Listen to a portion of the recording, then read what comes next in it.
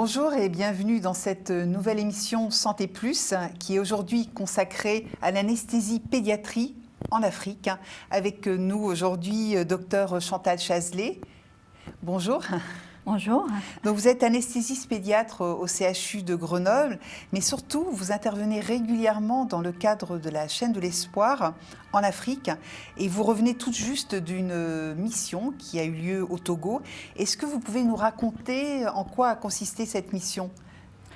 Donc effectivement, là je suis partie au mois de juillet pour à peu près 10 jours de mission au Togo pour ce qu'on appelle les missions foraines. Donc c'est vrai qu'on dit foraine, ça fait un peu cirque, non mais foraine pourquoi ? Parce qu'en fait ce sont des missions itinérantes. Chaque année, il y a 1 ou 2 missions au Togo, ça se fait aussi au Bénin, j'en ai fait aussi au Bénin. Et ça se passe chaque fois, ces missions se déroulent chaque fois dans une ville différente du Togo, des petites villes de province, de préfecture. D'accord, pas dans la capitale. Donc c'est pas dans la capitale. Donc cette mission foraine cette année s'est déroulée à Tchamba, une préfecture qui se trouve à peu près à 360 km de Lomé, à 7 heures de route en voiture, puisque les routes ne sont pas des autoroutes. C'est toute une expédition. Alors voilà, ça se passe comment concrètement ? Donc déjà, il y a toute la préparation de la mission. Il faut qu'on en parle beaucoup parce que c'est important. Parce que quand on va dans ces hôpitaux de province, il n'y a pas d'équipement souvent qui fonctionne. Pour l'anesthésie, il faut des respirateurs, il faut du matériel. Donc souvent, c'est très restreint. Donc déjà, tout en amont, il faut faire toute la commande. Donc quelques mois avant, on fait toute la commande de matériel. Que vous emmenez sur place. À la chaîne de l'espoir, donc qui est envoyé. Une partie du matériel, si ça peut être acheté sur place, est acheté sur place. Tous les médicaments sont achetés sur place.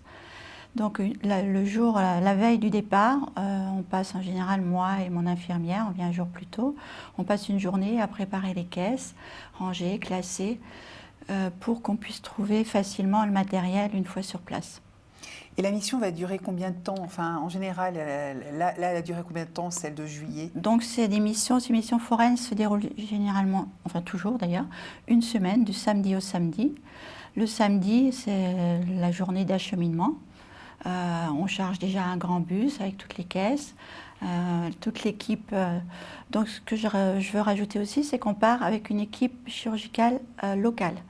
C'est-à-dire que là, cette année, comme c'était au Togo, c'est l'équipe du professeur Gnasingbe, qui est chef de service en chirurgie pédiatrique au CHU de Lomé, au Tocoin, qui part avec ses assistants et des internes des DES de chirurgie pédiatrique. Qui sont tous formés et qui ont tout à fait... Alors, les DES de chirurgie pédiatrique sont en formation. Et ces missions, pour eux, c'est vraiment quelque chose de très positif parce qu'on opère beaucoup d'enfants, une centaine d'enfants sur 5 jours opératoires. Donc, ils peuvent opérer beaucoup. Beaucoup, oui. Et donc, ils sont tout à fait opérationnels à l'issue de cette mission. Ils sont opérationnels, ils sont déjà un petit peu opérationnels avant. Bon, ils sont assistés par les chirurgiens seniors pour certaines interventions plus compliquées, un peu... Et côté anesthésie, c'est vous qui assurez alors côté anesthésie, donc sécurité. Voilà, côté anesthésie, moi je représente la chaîne de l'espoir, je suis médecin anesthésiste et je suis accompagnée par une infirmière anesthésiste qui participe de la chaîne de l'espoir française aussi. Donc cette année, c'était Alexia Mazel, avec qui j'avais déjà fait une mission l'année dernière. Notre binôme fonctionne bien, donc vous avez recommencé. Qui m'accompagne et elle est partante à chaque fois pour repartir. Et quel type d'interventions sont effectuées sur ces enfants ? Vous parliez effectivement, quand on a discuté auparavant, des chirurgies de l'hernie ombilicale et de quelques chirurgies orthopédiques. Voilà. Pourquoi ces chirurgies-là plutôt que d'autres ? Alors donc, quand on part dans ces missions foraines, effectivement, on est un peu limité par l'infrastructure. Il n'y a pas de réanimation derrière, donc on ne peut pas se permettre de faire des interventions, ce qu'on appelle lourdes, des chirurgies lourdes avec des saignements importants et tout, qui nécessitent des soins continus ou une réanimation derrière. Donc on se limite en général principalement à la chirurgie hernière, donc des hernies ombilicales. Je pense que vous verrez peut-être une photo. On a beaucoup de grosses hernies ombilicales qu'on ne voit plus en France, parce que d'abord, les Africains, ils ont plus facilement ces hernies ombilicales, parce que la peau est un peu différente, plus élastique. Et puis on fait d'autres hernies inguinoscrotales, des cryptorchidis, c'est-à-dire le testicule qui n'est pas descendu dans les bourses. Cette année, j'ai fait quelques interventions plus importantes puisqu'on a eu pas mal d'ostéotomie. Donc, c'est des interventions sur les membres inférieurs essentiellement, avec des malformations dues à certaines séquelles de rachitisme. Qu'est-ce qu'on a fait? On a dû faire aussi une fente labiale, ce qu'on appelait avant le bec de lièvre, bien qu'on ne devrait plus dire ces mots-là. On a fait une fente palatine. C'est essentiellement. Mais l'essentiel de ces interventions, c'est des hernies, des chirurgies simples. Et il y avait combien de médecins et de soignants dans cette mission? Donc, je parle par l'anesthésie d'abord. Donc, moi, comme médecin anesthésiste, je suis le seul médecin anesthésiste. Je voulais juste faire une petite parenthèse. Au Togo, sur le pays, il y a à peu près 10 médecins anesthésistes sur tout le Togo. D'accord. Peut-être un peu plus maintenant, c'est des chiffres qui datent d'il y a 3-4 ans. Il y a très peu de médecins anesthésistes. Donc là, je suis partie donc, avec mon infirmière Alexia Mazel qui vient de Toulouse. Et j'avais 2 techniciens en anesthésie, c'est des infirmiers, infirmiers anesthésistes. Comme chez nous, on appelle ça des IAD en France. Là-bas, c'est des techniciens ou des masters. Donc eux, ils sont formés, je les connais déjà. Donc c'est une équipe que je connais. Donc ça, c'est du côté anesthésie. Et qui opérait aussi à Lomé. Qui opèrent, qui font de l'anesthésie pédiatrique. Et souvent, eux, ils endorment tout seuls les patients. Parce qu'il n'y a pas de médecin, sauf cas particulier, ils ont l'aide d'un médecin. Mais ils sont spécialisés. Les 2 infirmiers, Saïdou et Jacques, étaient spécialisés en anesthésie pédiatrique. Et côté chirurgical? Et côté chirurgical, cette année, donc, il y avait le professeur Nassim Bey, le chef de mission. On avait un assistant... que j'ai connu jeune interne, qui a terminé, qui est assistant, Soso, je ne me souviens plus du nom de famille, c'est un peu compliqué. Et il y avait un autre assistant que j'ai connu comme interne, mais qui vient du Bénin, qui est venu nous aider. Donc il y a une coopération entre... Là, c'était l'année dernière, il n'est pas venu, cette année il est venu. Donc comme il y avait trois chefs, et on avait 8 DES donc, internes de chirurgie pédiatrique, plus une secrétaire, parce qu'il faut taper tous les rapports, les consultations, les rapports, les programmes, plus 3 infirmiers de bloc opératoire. Et comment les enfants sont... et plus l'équipe de la chaîne de l'espoir. Ah oui, plus l'équipe de la chaîne de l'espoir.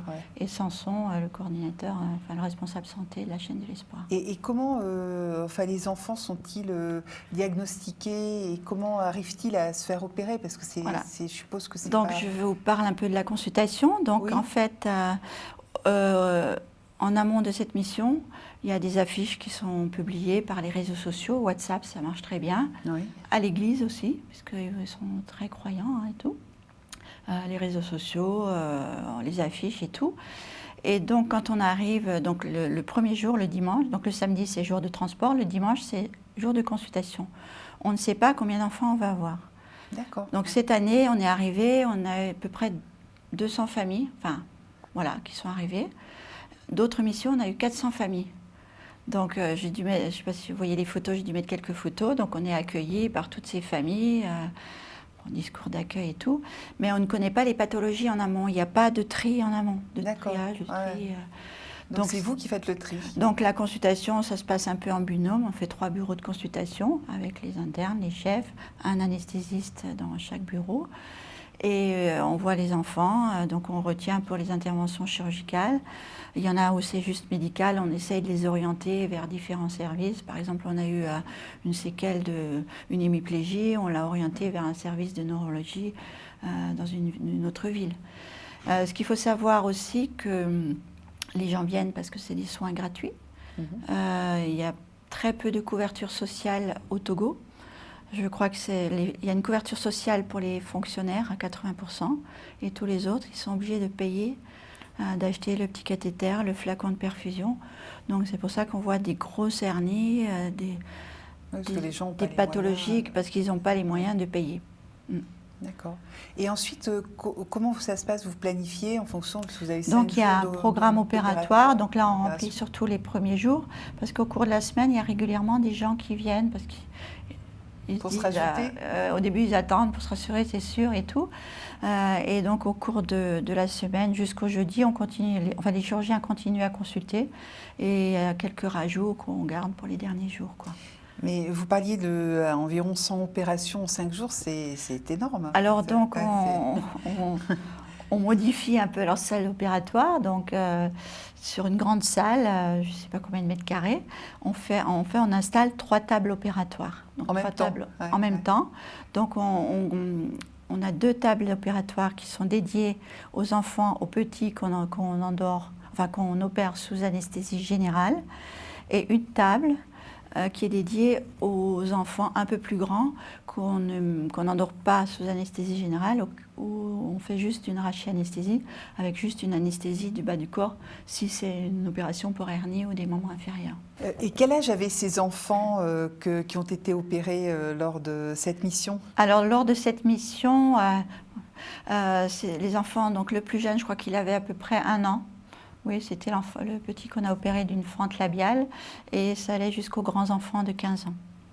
Mais à partir de l'âge de 7 ans, les enfants sont très résilients, ils sont pas douloureux, ils sont calmes. On peut les opérer sans anesthésie, sans anesthésie générale et juste sous rachianesthésie. D'accord. Et pourquoi vous opérez pas les tout petits? Alors on les opère ceux les de tout moins petits, d'un- mais c'est sous moins d'un an. moins d'1 an, parce que j'en ai pas vu beaucoup. J'en ai vu 1 ou 2, mais c'était des interventions trop lourdes et j'avais pas les conditions requises pour les opérer sur place. Donc, enfin, au décours de la consultation, on a quand même sélectionné quelques enfants avec des interventions très lourdes qui seront opérés dans une post-mission au CHU de Lomé. D'accord. Qui sera aussi organisé par la chaîne de l'Espoir. Qui sera financée par la chaîne de l'Espoir. D'accord. Donc ces enfants seront pris en charge. Ultérieurement. Est-ce qu'ils viendront tous? Je ne sais pas. Parce que je crois que le transport, je ne sais pas si le transport sera payé, mais parce que voilà. Ouais, ça peut être compliqué. Pourquoi c'est important de travailler au sein de la chaîne de l'Espoir? Donc, je suppose parce que c'est l'accès gratuit à ces familles. Oui, après, il y a beaucoup d'ONG aussi, je ne les citerai pas, MSF qui est très connu. Moi, la chaîne de l'Espoir, ça fait plus de 12 ans que je pars avec la chaîne de l'Espoir. Bon, déjà, moi, je suis spécialisée en anesthésie pédiatrique, donc c'est de la pédiatrie essentiellement, à part qu'il y a un petit volet gynéco à Kaboul, en Afghanistan, mais moi, je suis vraiment spécialisée pour les enfants. Et donc, je suis partie, je fais toutes mes missions avec la chaîne de l'Espoir. Pourquoi j'aime aussi cette ONG? Parce que... vous emportez d'ailleurs le... Oui, voilà. Oui, je veux qu'on en parle, parce que c'est important de la connaître, parce que voilà, il faut des dons, on fonctionne avec des dons et tout. Pourquoi j'aime bien aussi cette chaîne de l'Espoir? Parce qu'en fait, la politique, c'est pas le bon mot, mais c'est de former les gens dans ces pays qui en ont besoin pour les rendre autonomes, afin qu'ils n'aient plus besoin de nous. Donc, à part les missions foraines, bon, ça c'est un peu des missions différentes. J'ai fait d'autres missions, par exemple de chirurgie réparatrice, les fentes labiopalatines. On est beaucoup parti au Mali. L'équipe chirurgicale a été formée, ils sont autonomes, ils n'ont plus besoin de nous. D'accord. J'étais partie en Éthiopie, pareil quoi. Et on avait déjà eu des émissions avec des médecins de la chaîne de l'Espoir. Oui. Et si j'ai bien compris, parfois aussi, ou même souvent d'ailleurs, ces médecins africains sont formés dans d'autres pays, oui. dits... Maroc.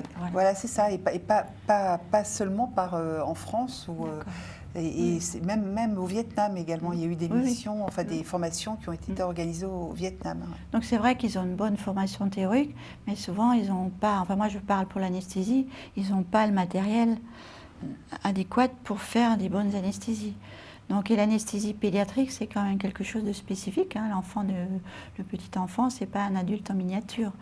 Donc, c'est vrai qu'il faut former le chirurgien, il faut former l'anesthésiste pour la pédiatrie. Et le matériel, il reste sur place ensuite? Alors, le matériel, donc, effectivement, il y a une antenne de la chaîne de l'Espoir au CHU, enfin, pas au CHU, à Lomé, où ils stockent les consommables qu'on n'utilise pas, ce qu'on envoie. Bon, tous les médicaments, tous les consommables, donc consommables, c'est-à-dire les masques faciaux pour endormir, tout le matériel qui va... tout ce qui a été ouvert, entamé, parce que comme ils n'ont rien, eux, ils ne font pas de l'usage unique, comme en France. Nous, on a un masque laryngé par enfant, on jette. Là-bas, ils nettoient. D'ailleurs, c'est ce qu'on fait aussi, parce qu'on ne peut pas commander autant de matériel, parce qu'en plus, chaque mission est différente. Cette année, on a eu beaucoup plus de grands enfants. Il y a des missions où on a beaucoup plus de petits. La moyenne d'âge quand même de ces missions, c'est 6 ans à peu près. Oui, puis vous ne savez pas à l'avance quel âge auront les enfants, puisque les consultations ont lieu c'est sur l'inconnu. place. Enfin, je sais à peu près, à force d'avoir fait, j'en ai fait quand même quelques-unes, je ne sais plus combien, je sais à peu près quelle est la tranche d'âge le plus d'enfants sous anesthésie générale. Donc je commande un peu plus de consommables pour cette tranche d'âge. Voilà. Est-ce qu'il y a une différence dans les missions que vous avez effectuées entre différents pays africains? Alors, donc là, c'est vrai que j'ai commencé par le Togo où j'ai fait des missions de chirurgie réparatrice au CHU de Lomé. Ça, c'était mes premières missions. Quand j'ai fait des missions, ce que j'appelle à thème, genre chirurgie réparatrice, j'ai fait des missions de chirurgie orthopédique des membres inférieurs, ça c'était plutôt en Jordanie. On part avec des chirurgiens français, une équipe française. Et on opère moins d'enfants, quoi. D'accord. Parce que c'est des interventions parfois plus longues et tout, quoi. Mais entre les différents pays et dans d'autres pays, comment ça s'est passé? C'était la même chose? Oui, c'est la même émotion. Ouais. Il y a beaucoup d'émotions, ouais, toujours. Parce que c'est vrai que je pense qu'on donne de notre temps, mais voilà, si on a le temps, c'est bien. Mais c'est bien de partager nos compétences. Et ce que j'aime bien, c'est faire la formation, de les former. Là, j'ai été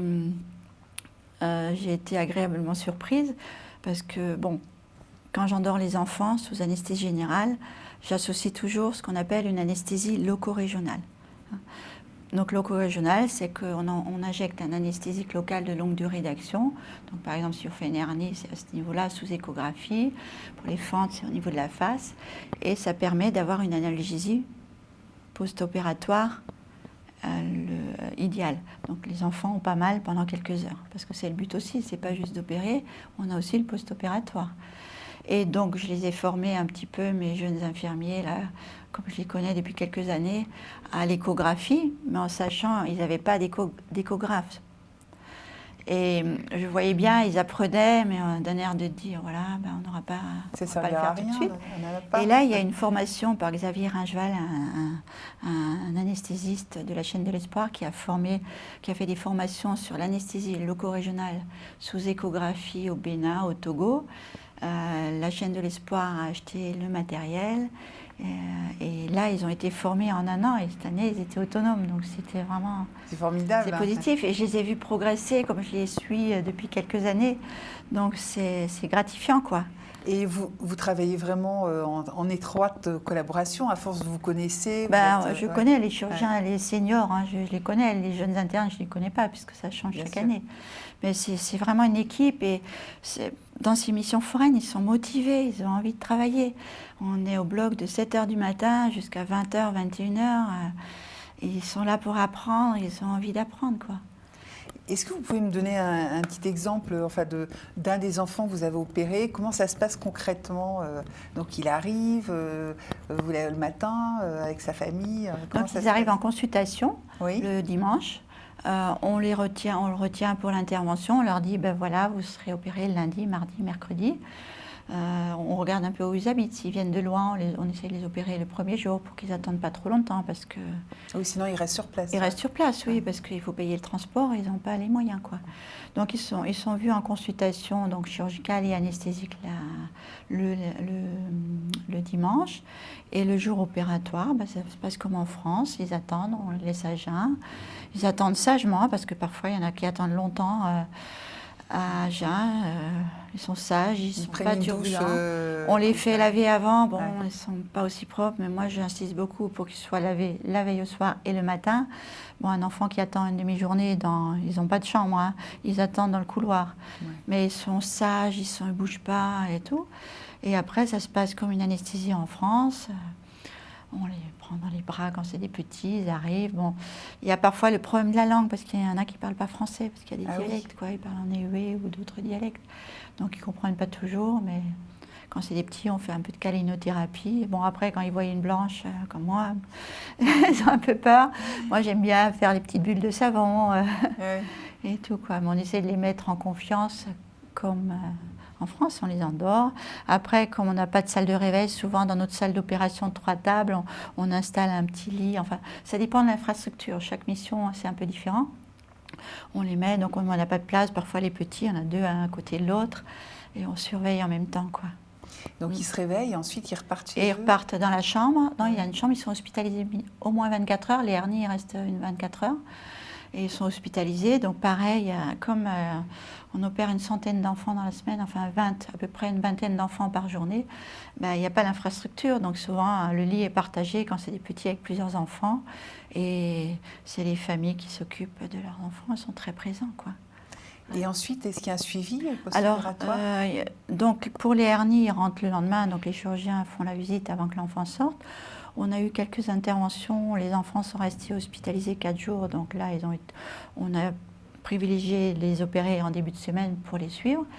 Et sur place, à l'hôpital de Tchamba, il y avait un chirurgien qui revoyait les enfants pour des pansements éventuels, enfin voilà. Donc moi, j'ai contacté, parce que sur place, il y avait aussi un infirmier anesthésiste que j'ai formé, qui était brillant d'ailleurs, motivé pour apprendre. Et la semaine dernière, j'ai envoyé un petit message pour lui demander des nouvelles. Il m'a dit que tous les enfants allaient bien, il n'y en a aucun qui est revenu. Parce que c'est vrai que là, le suivi, c'est un peu plus compliqué, quoi. Voilà, c'est ça. Parce que vous m'avez dit, effectivement, il y a très peu de médecins. Voilà. Sur place à Tchamba, il y avait un chirurgien et peut-être un autre, mais c'était le directeur et puis un infirmier anesthésiste. Tout ça. Ouais. Oui, mais après, ils peuvent aussi être vus par des médecins, je veux dire, plus généralistes. Voilà, mais après, j'avoue que je ne connais pas trop. trop les infrastructures. Là, je ne pourrais pas répondre. Parce que les dispensaires, en général, s'il y a des pansements, on les fait revenir. C'est le chirurgien local, les chirurgiens se donnent les consignes entre eux, quoi. Oui. Vous travaillez aussi au CHU de Grenoble. Comment les missions que vous avez menées en Afrique nourrissent votre travail en France et réciproquement le travail en France? Oui, donc moi je travaille un peu moins parce que je suis retraitée, donc j'ai gardé une petite activité. C'est bien, vous avez du temps pour les missions. Là j'ai plus de temps, bon, j'aimerais qu'on m'en propose plus, mais bon, voilà. De missions, vous voulez dire? De missions, oui, j'en ferai plus, parce qu'effectivement, moi quand je travaillais vraiment à plein temps, moi, je disais toujours en rentrant, c'est ma bouffée d'oxygène. Parce qu'on travaille beaucoup, physiquement, c'est fatigant, mais on rend service en France aussi, bien sûr. Mais là-bas, on rend service parce qu'ils n'ont pas les moyens, on opère des enfants gratuitement qui ne seraient pas opérés. Et on apporte de notre compétence à ceux qui en ont besoin, aux professionnels qui en ont besoin. Et professionnels de santé, oui. Professionnels de santé, oui. Et surtout, c'est les parents, quoi. Les parents doivent être ça le réveille. En plus, moi, en tant que maman, je suis très sensible. Donc, quand vous avez des mamans qui vous font ça, qui vous prennent dans les bras... Ah oui, parce que vous avez sauvé leur enfant. Parce qu'on a opéré cet enfant. Je peux peut-être raconter une petite anecdote pour une petite fille qui s'appelait Gloria, je me souviens toujours son prénom. J'ai dû dormir il y a quelques années au cours d'une mission foraine. Elle avait donc une grosse hernie ombilicale, mais qui faisait un peu comme une trompe d'éléphant. Ah oui. Je dirais bien 10 cm. Et cette petite fille, je l'ai vue en consultation. Bon, elle était anxieuse, elle ne savait pas ce qui allait lui arriver. Elle avait quel âge environ? Elle avait, je dirais, 4-5 ans à peu près, ah oui, 3 ans, petite, dans ces âges-là. Petite. Elle allait déjà à l'école. Et donc déjà, le regard des parents, toujours un peu anxieux avant, est-ce qu'on va opérer mon enfant? Et quand on l'a opéré, et j'ai une photo de cette petite fille le lendemain avec son pansement. Bon, je pense qu'elle n'avait pas trop mal parce que je pense qu'on a bien conduit l'anesthésie. Elle avait un sourire rayonnant. Et donc j'ai appris après que cette petite fille a raconté qu'à l'école, tout le monde se moquait d'elle et lui disait quand est-ce que tu vas voir ton bébé? Tu as un bébé dans le ventre. Ah, mince. Et le lendemain, elle était rayonnante. Parce qu'elle était à nouveau normale. Elle n'allait pas se faire remarquer. C'est pareil quand on opère une fente labiale. C'est des enfants qui sont mis de côté, qui sont un peu, pas pestiférés, mais voilà. Les familles, les mamans sont parfois rejetées. Enfin, il y a un contexte difficile, quoi. Et fermer une lèvre, une suture de lèvre, ça prend 1 heure, 1h30 d'intervention à peu près. Et je dis, on sauve la vie de ces enfants, quoi. Même si c'est juste une fermeture de lèvres, c'est l'esthétique, si on veut. Mais ces enfants retournent à l'école, ils sont comme les autres. Et ça, c'est pour ça, voilà. C'est pour ça Ça, part. c'est formidable. Et alors, votre prochaine mission, ce sera quand Alors, j'ai pas de date. Parce qu'on entend bien que vous avez Oui, ben, j'ai un pas de message à la date. chaîne de l'espoir pour repartir bientôt. Voilà, j'ai pas de date. Je suis dispo s'il y a besoin de moi. J'espère qu'en 2025, je pourrai repartir pour une mission foraine. Oui. Mais pour Là, pour missions, cette année, il n'y en a plus, pas de mission foraine cette année, parce que bon, il y a aussi un budget. Ben voilà, c'est ça. Donc, ce que j'allais dire, et il y a aussi des dons peut-être à Si on apporter. fonctionne, si la chaîne de l'espoir peut fonctionner, ben, c'est grâce aux dons de tout le monde, de vous, de moi, de toute la population, quoi. On donnera on va mettre Bien effectivement sûr, oui. les coordonnées pour ces dons. Quand je suis partie il y a quelque temps en mission, donc comme je viens de Grenoble, j'ai pris le train, j'avais ma valise avec un petit logo de la chaîne de l'espoir, et j'ai croisé un monsieur à la gare qui m'a d'ailleurs aidé à porter mes valises très gentiment, et qui m'a dit: ah, vous êtes de la chaîne de l'espoir? Ah, mais je fais des dons je donne de l'argent régulièrement à la chaîne de l'espoir. Je lui ai raconté un peu, et il était ravi que je lui explique que son argent servait à sauver les enfants. À sauver les enfants. Donc voilà, c'était un petit exemple, une petite anecdote. Mais écoutez, sinon, qu'est-ce qu'on pourrait faire pour améliorer encore plus ces interventions en Afrique? Qu'est-ce qu'il faudrait peut-être d'autres médecins comme vous qui partent? Il y en a, hein, on a beaucoup de jeunes derrière. Qui sont là, qui sont partants. Moi, quand j'en parle au CHU de Grenoble, on aimerait bien partir, emmène-nous d'abord avec toi. Et donc moi, j'ai déjà emmené 2 jeunes collègues qui sont partis. Il y en a un qui est parti tout seul.